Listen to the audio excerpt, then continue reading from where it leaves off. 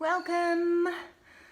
Just wanted to jump on and do a reading because I don't know about you, but the energy's been pretty heavy and there's been feelings of overwhelm where you just, you can't get in contact with people that you would normally, you can't feel grounded and you can't keep up with your daily doings. You feel like you're actually doing all the time rather than being able to be. Yeah, you're quite often with overwhelm, we get trapped in the heads, we get trapped in living a life that's not in tune with our heart. It's when we get bogged down in responsibilities and sometimes it just doesn't feel, or you just can't see the clear vision of how this is going to change and shift. But it does, and my best remedy for it is dance and flow state and moving through the emotions, not getting attached to them, not getting stuck in the moment with depression and overwhelm and anxiety and all those fears that creep into our lower back and our knees and our hearts when we doubt things that are really good for us, but we just, turn them aside. But coming back to your heart, coming back to your place of joy and bliss, that is the easiest way to get out of overwhelm and to come back to joy. And it's not easy, but sometimes we really need to let things go. We need to let anything that's not helping us be go. And if we've taken on too many responsibilities, it's not going to be easy, but we need to say yes to ourselves and we need to let go of all the extra obligations that we've put on ourselves or we've said yes to, or paring it back, looking at all of your outgoings and feeling into what's really a priority in my life and what's nourishing me and my family and my loved ones and my path here. Do I really need all these extra subscriptions, and can I lower any of these outgoings? Can I lower my budget so the budget is more nourishing to you time, me time, that precious time when we go within our beliefs and we get lost in time and space. And that's what gets lost when we get overwhelmed and stuck in burnout and adrenal fatigue. It's a big passion of mine, having been in that place, and I wish you all well if that's where you are right now. I've felt the emergence within me, the lower frequencies of the similar state, and it makes sense because there's a lot of pressures on us and a lot of changes and a lot of rules and a lot of unknown. But the unknown is our friend, if only we befriend it. So let's see what the cards have to say. So this is a reading for the collective, and we're looking at the journey, the heroine or the hero's journey, how we can move through this. Oh, Jesus. Overwhelm. Boundaries popped out.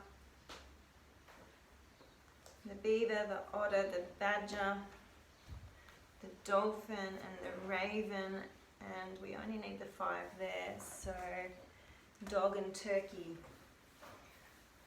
So what this is looking like is, and boundaries are key, the armadillo, boundaries, it's coming back to your priorities, coming back to making sure you fill your own cup up before you give to others.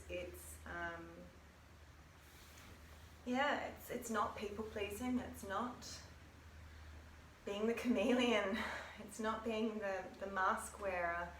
Such a big passion for me in my own journey and my own life is authenticity, letting go of all of those other roles and masks that we put on to be what we think we need to be in this world. And you know what? All we need to be is we need to be in our otter, we need to be in our joy, we need to be holding the hands of our loved ones and floating in the ocean and getting in touch with our hearts and our smile and our laughter. So boundaries is the biggest theme here. And we're coming from a place of the beaver, so we've put in lots of hard work and we're moving, so we're building our foundations, which is great. We're moving into a place where we need to welcome in joy and the flow of emotions. The ordeal is the badger, which is an 11, which is a tough mastery number. But it's about aggression, so it's about not letting others bully you and not bullying yourself. And I guess what's coming through to me is aggression. Anger is a really useful emotion in short bursts and in safe ways. But when we turn it into aggression, that's a real dirty, pent-up kind of state of anger. And the cards are saying contemplation and lost. Yeah, so always come back to yourself. Why am I feeling so aggressive? You know, why is someone annoying me so much that I have to lash out, that I have to horn so much in the traffic, that I want to slap a wall? Why? Coming back to the why am I so aggressive? And the cards are saying, yeah, you need some contemplation, you need to step back, you need to go within, because ultimately there's a sensation of feeling lost. And if we go further into that sensation of lost, what are we seeking? Come to the edge. Come to the edge, be poised and scatter your leaves, your seeds, your love from that place of the edge. So when we really love something, it does feel edgy. When we're really passionate about something, when we really want to speak our truth, it can feel really edgy. Yeah, and we need the courage. We need to take that leap of faith. We need to overcome the fears that sit in our lower back and our throat when we conceal our truth. That's the fear, that's the energy of suppression. And we need to overcome these fears and accept risk. In any opportunity, there's always going to be risk, but without risk, we stay stagnant. Facing the unknown is the only choice you really have right now if you want to progress. It's okay to be afraid. Now is the time to take a risk that is not calculated, to feel the exhilaration as you ready yourself for a leap of faith. Spirit is present, so let go of fear. You are called to express your true self. Listen to your heart and soul, not your head.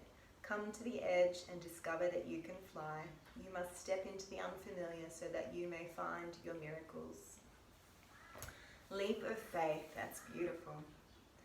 And the gift, the gem, the boon is the dolphin. So again, that's getting in touch with your own breath, getting in touch with the joy as you move through the waves. If you imagine a pod of dolphins playing in the ocean in a beautiful spring or summer's morning, they symbolize the breath of life.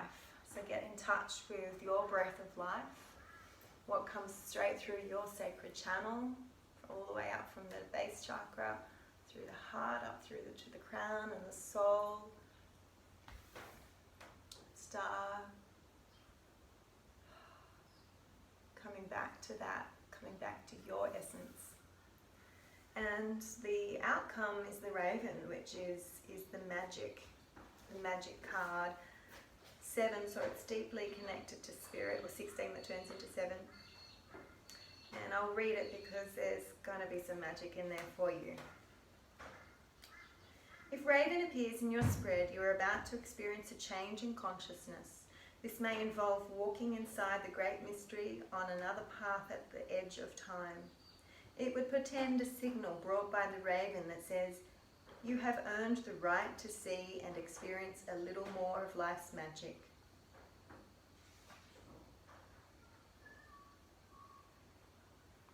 Raven is the messenger that carries all energy flows of ceremonial magic between the ceremony itself and the intended destination. For instance, if a ceremony is being performed to send energy to a disaster area where people need courage and strength, Raven would be the courier for that energy flow. The intention would be to allow the people of the devastated area to feel the concern and support of the participants in the ceremony. Magic is in the air. Do not try to figure it out. You cannot. It is the power of the unknown at work, and something special is about to happen. And honouring the magician within. And two other cards popped out, which is the dog for loyalty. Make sure that you're being loyal to your heart, you're loyal to your people, you're loyal to your family, but not at the cost of yourself.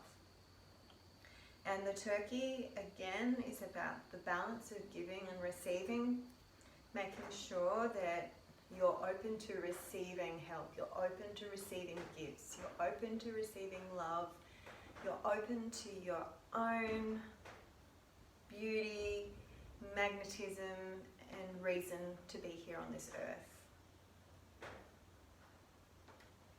Making sure you're not giving for the wrong reasons, making sure you're not trying to be the charmer or pleaser, because when we're in these archetypes, the reason we're giving is false. We're giving for a set outcome or intention, and it's not selfless. We're trying to be someone to attract someone. We're trying to get someone to help us. So always coming back to your intention, making sure it's in the heart, making sure you're receiving, making sure you're giving. And it's this beautiful flow, like the chakras all in alignment and spiraling, like the river after some rain. It's all flowing freely and abundantly. And one more card from, I'm going to go for the wildflowers because I'm based in Australia, and in this time of uncertainty, it's important to stay connected to the earth. And we've got the lantern bush, beautiful yellowy kind of flower card. I've been bitten by something, sorry I'm scratching. And the word is challenge. Oh my god, I totally saw that as a different word. Lantern bush. It did not say challenge to me before, but challenge is a better outcome than whatever I saw. So what's the message here?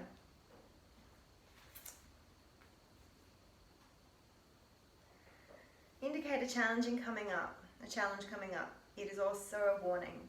So it shouldn't be totally unexpected. Be prepared and you will survive this well. You can expect delays, but use the time to your advantage. Right now you will need to put in just that little bit more effort, shine that little bit brighter, and think just a little deeper to move forward. Competition is indicated, but this can be to your own advantage. The energy surrounding this flower is one of the positive outcome. If you're involved in a competition, you could be very well see yourself the winner. If you work with the energy, not against it, and also if you dig deep. The challenges are resorting to second best and giving up.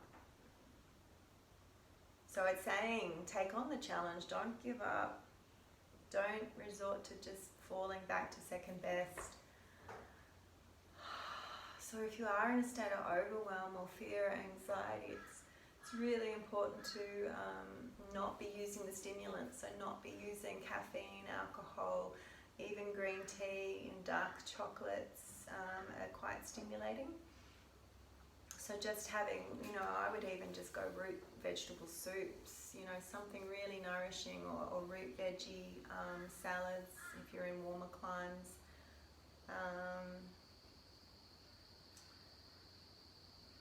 A few dates for some energy is a good idea.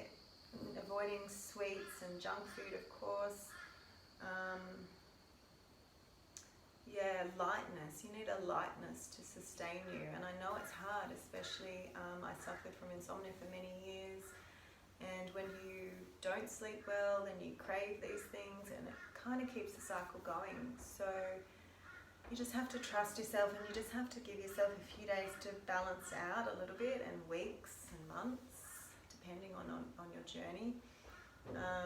But when you avoid the stimulants, you avoid the quick hits, the sugary things, you actually balance out. And bancha tea, it's a Japanese tea. It's really good for balancing out sugar levels.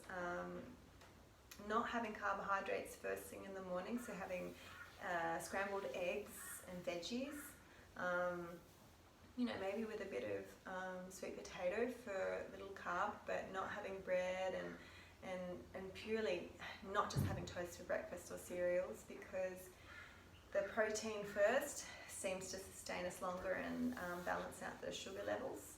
I am gifting you this wisdom from experience, not from a professional or medical perspective. I am a kinesiologist and a mind-body medicine practitioner, but this is just what I have learnt. So please seek medical opinion and alternative naturopathic advice for specifics, and get your own diagnostics. But just a little gem from me. May the lantern bush of challenges flow. Just let it go with it. Don't hold on to the outcome too strongly. Sending you all lots of grounded energy and love this time. And I'm celebrating today as we've moved into Sagittarius.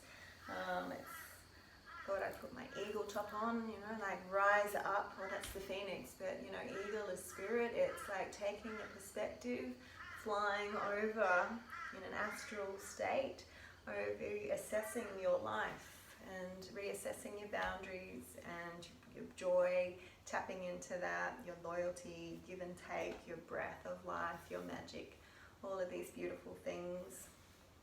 And don't forget to come to the edge, dear friends, and I will see you soon. I'm Kyla Raditi.